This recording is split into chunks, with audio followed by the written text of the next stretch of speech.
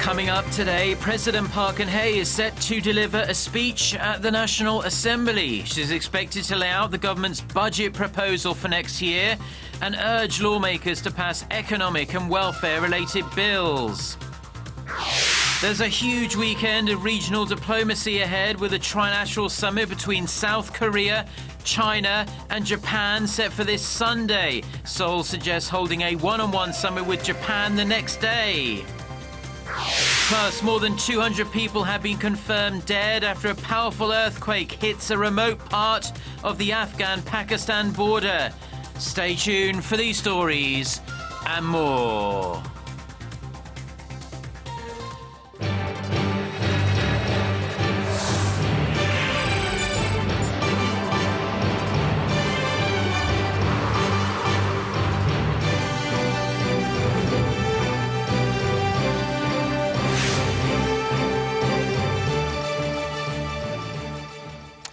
Hello to our viewers around the world. It's 6 a.m. on Tuesday, October 27th here in Seoul. Thank you for joining us.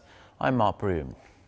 Our top story this morning, President Park Geun-hye will address the National Assembly in a few hours from now to explain the government's budget plan and policy goals for next year. The President is expected to call on lawmakers to swiftly pass a handful of bills related to economic revitalization and labor reform. It's unclear if President Park will raise the issue of reintroducing a state-issued secondary school history textbook. This will be her third address to the National Assembly since taking office in 2013. None of her predecessors have addressed the National Assembly more than once during their term, as it is the Prime Minister who traditionally does so. Arirang TV, the channel you're watching right now, will be bringing you live coverage of the President's speech live at 10 a.m. Korea time. That's in a little under 4 hours from now. Staying with domestic politics and the intensifying row over the government's plans to reintroduce a state-authored history textbook to the nation's secondary schools is preventing the country's rival parties from getting anything done at the National Assembly. Now, Ji Myung-gil takes a look. Criticizing the opposition's all-out efforts to halt the government's plan for a state-authored secondary education history textbook, the ruling Saenuri Party is urging the opposition bloc to normalize parliamentary affairs. The golden time is running out to pass bills related to reviving the nation's stagnant economy and stabilizing people's livelihoods. The opposition should stop using the textbook as a political tool and come back to the negotiating table. Floor leader Won Ye-chul also accused the main opposition New Politics Alliance for Democracy for raising allegations that the Education Ministry has formed a secret task force to deal with reintroducing the state-published textbook. However, certain that the presidential office instructed the ministry to establish a secret task force, the NPAD vows to explore the matter. The Education Ministry says it's just a normal task force team to support the government's plan. But if we look into its duties, the team specialises in filing daily reports to the presidential office and monitors the media over history textbook issues. The NPAD also insists on hosting an open forum with the ruling bloc and President Park Geun-hye to look into the current textbooks page by page to determine if they do contain left-leaning content and distorted descriptions of history. With government approval, 8 private companies publish Korea's secondary school history textbooks. Primary schools have a single set of state-authored textbooks. Ji Myung-gil, Arirang News. Now, 4 member states of the Sixparty denuclearization talks on North Korea are meeting in Seoul for 2 days from this Tuesday. South Korea's foreign ministry says its chief nuclear envoy, Hwang Jung-guk, is holding separate talks with his counterparts from the United States, Japan and Russia. The discussions will focus on deterring further North Korean provocations and hopefully ultimately bringing Pyongyang back to the Six-party talks, which have been stalled since late 2008. China's Premier Li Keqiang will be in Seoul this weekend for a planned trilateral summit with South Korea and Japan. This will be Li's first visit since taking office in 2013. Hwang Sang-hee reports. The main purpose of Premier Li Keqiang's visit is to attend the planned trilateral Korea-Japan-China summit. The presidential office of Cheongwade said Monday that Li will arrive in Seoul on Saturday for a 3-day stay. On the summit sidelines, Li will hold bilateral talks with President Park on Saturday to discuss Korea-China ties along with regional and global issues. He will also meet with the Speaker of the National Assembly, the Prime Minister, and business leaders. The date for the trilateral summit has not been confirmed, but November 1st is the most likely date, with Japanese media reporting the leaders will hold their first summit in more than 3 years this Sunday at Korea's presidential office. But what about the much-anticipated bilateral meeting between President Park and their Japanese counterpart? A presidential office official says Korea has proposed to hold the meeting on Monday, November 2nd, and is waiting for Japan's answer. However, both sides still seem uncertain about the agenda for the meeting between President Park and Shinzo Abe. The Japanese daily Sankei Shimbun reported Monday that Korea is pushing for an apology from Prime Minister Abe about Japan's wartime sexual enslavement of Korean women. This while Japan wants a no-strings-attached summit. Hwang Sang-hee, Arirang News. Now, as a follow-up to that report, the US State Department has expressed its support for a possible bilateral meeting between South Korea and Japan. The State Department's East Asia and Pacific Affairs Bureau says strong and constructive relations between countries in Northeast Asia supports regional peace and prosperity, but didn't elaborate further.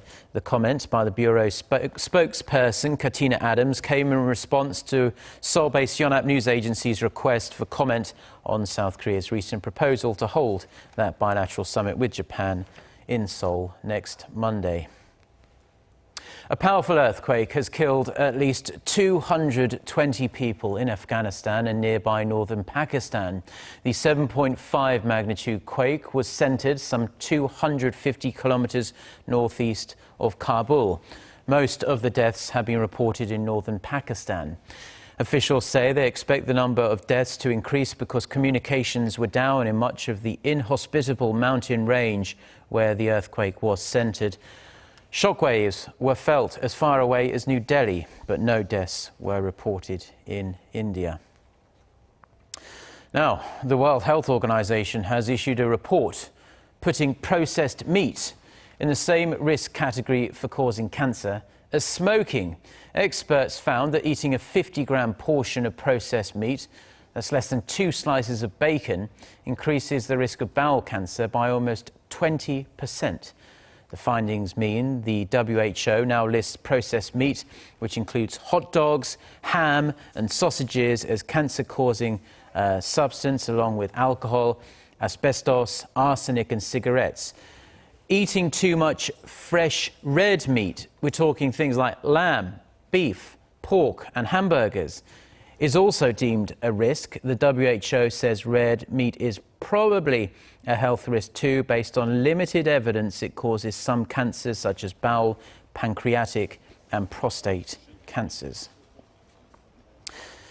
Now, Apple is facing a lawsuit over a new feature in its mobile operating system that automatically switches to mobile data when the Wi-Fi signal is weak. A couple in California has filed a $5 million class action lawsuit against Apple in a federal court there for failing to explain the cost implication of the feature called Wi-Fi Assist, which was introduced in its latest version of iOS software for iPhones and iPads in mid-September. The feature is switched on by default, and this causes users to exceed their wireless data cap and potentially run up huge data bills without knowing it. Now, when it comes to computer hackers, there are 2 types in general: those who try and circumvent security and break into networks, and ethical hackers, or so-called white hats, who try to improve security. For more on how Korea aims to better find, foster and promote more of the latter, Connie Kim reports. In 2014, hackers accessed Sony Pictures computers, releasing thousands of emails, documents, and other personal information in an attempt to stop the comedy The Interview being released. Last winter, hackers threatened to release thousands of pages of data about Korea's nuclear power plants and to conduct cyber attacks unless Korea shut down 3 of its reactors. Cybersecurity is growing more important now than ever, but Korea is at a low tier when it comes to raising ethical computer hackers, or so-called white hat hackers. Korea is trying to foster these white hats by holding hacking competitions like this and selecting the best. A total of 10 individuals and teams that devised the most efficient policies and technology to track down hackers, and those who came up with solutions to hacking simulations the fastest were awarded prizes. One of the prize winners says the hardest part during the competition was an indiscriminate virus attack. The simulation system was designed to launch an attack into our computer server every 30 minutes. It was challenging, but our studies in the hacking field paid off. The selected technology and policies will be utilized in cyber warfare research and development to better deal with Korea's growing cybersecurity threats. We aim to promote this hacking competition and discover the most outstanding white hat hackers. Individuals interested in anti-hacking systems also took part, getting a chance to try out the newest simulations and meeting professional white hats to help resolve unresolved questions in the large field of hacking. Promoting and raising awareness of these specialized hackers, the country aims to have 5,000 additional white hats by 2017. Connie Kim, Arirang News. Now, the Korea-Middle East Cooperation Forum has just wrapped up here in Seoul, and South Korea is very keen to boost its economic ties with the resource-rich region. Our Lee Keqiang was there, and she filed this report. East Asia, so the international community expect more active roles of European and Middle Eastern countries in dealing with North Korea. This is what Dr. Chung-hee says about how the Middle East can play an important role in the Korean peninsula. Dr. Chung adds that Iran's nuclear deal does not have direct impact on North Korea's denuclearization, as they have different domestic power structures and economies. North Korea is too poor and close to be affected by economic pressure from outside. However, she says that some Middle Eastern organizations, such as Hamas, illegally trade with North Korea, which helps the North. Thus, she stressed greater help from the Middle East nations is needed. After 3 presentations on the regional challenges in the Middle East and Korea, 3 renowned professors and a senator began debating the issues. This is what was discussed during the first session of the 12th Korea-Middle East Cooperation Forum in Seoul on Monday.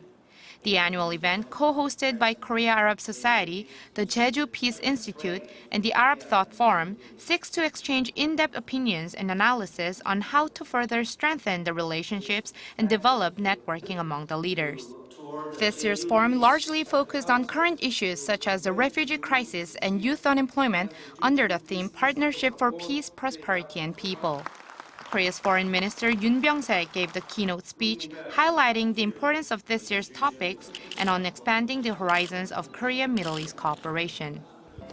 The morning session was followed by 2 more sessions on the economy and society, covering crucial topics including maximizing financial cooperation between Korea and the Middle East at a time of falling oil prices and high youth unemployment. Lee Keqiang, Arirang News. Now, as our Moon Gon-yong reported yesterday, the World Economic Forum Summit on the global agenda is well underway in Abu Dhabi. The key term this year, the 4th Industrial Revolution. What is it? Is it good or bad? Kwon Jang-ho explains. Who of you feels that in the next 10 years, until 2025, we will have the first 3D printed cars in circulation? That's Klaus Schwab, founder and chairman of the World Economic Forum, addressing the opening plenary of the forum's 8th summit on the global agenda. He's referring to the new technology age, dubbed the 4th Industrial Revolution. The 4th Industrial Revolution is the buzzword this year at the Summit on Global Agenda. It's new technologies and innovations that will change every aspect of our lives. But what is it exactly? This is really not a material revolution. It's the first time We're talking about an industrial revolution that's really more about data than a physical entity, where knowledge, literally data, is the new oil. The new technological innovation is unprecedented in speed. It's a combination of all previous innovations, and its growth rate is exponential, which is why it is all the more important to swiftly come up with the changes. Maybe there will be fundamental change in the definition of economy. Instead of using GDP, for example, we might use different index like happiness index, sustainability index, etc. The world's brightest minds here say that the important task now is to ensure that the fast pace of innovation is matched by agility in setting rules, norms and standards for this evolving new world. To quote Klaus Schwab, "In the future, it will not be the big fish that eats the small fish, it will be the fast fish that eats the slow fish." Kwon Jang-ho, Arirang News, Abu Dhabi.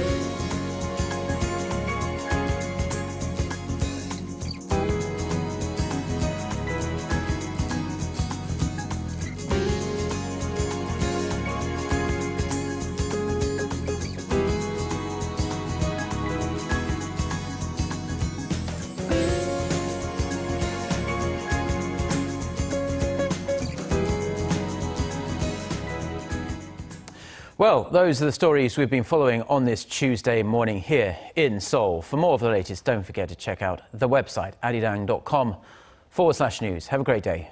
Goodbye.